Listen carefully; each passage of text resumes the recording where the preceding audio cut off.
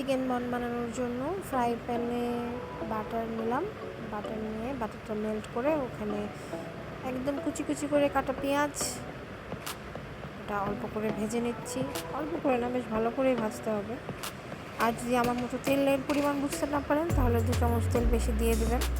তারপরে আবার পেঁয়াজটা ভালো মতো নাড়তে হবে। এরপরে পরিমাণ মতো স্বাদ মতো লবণ, এরপরে 2 চামচ ময়দা দিয়ে আবার ভালো মতো ব্যাটারটাকে নাড়তে হবে।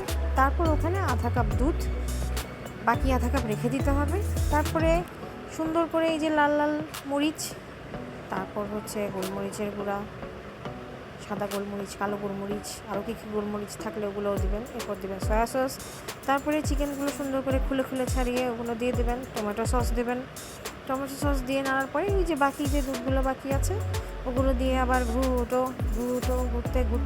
ঘুরতে দেখবেন পানিগুলো অল্প অল্প করে শুকিয়ে যাচ্ছে। তখনই আমরা দুই স্লাইস চিজ দিয়ে দেবো, পরিমাণ মতো একটু চিনি দেবো। এই যে হয়ে গেল। তারপরে এই যে নরম নরম তুলে ডোটাকে ধলাই পালাই মানাই টানাই করে এইভাবে স্টাইল করে করতে হবে। তারপর বেলে ওখানের মধ্যে চিকেনের গ্রেভিটা দিয়ে দেবেন।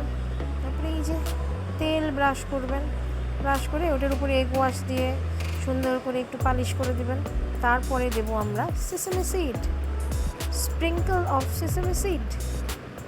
এই যে বিভিন্ন ধরনের ক্যারিকেচার করে দিতে পারেন। যেহেতু আমাদের ওভেন নাই, আমরা এই ডেকচি পাতিলের উপরে বিশ্বাস করি। হয়ে গেল চিকেন বান।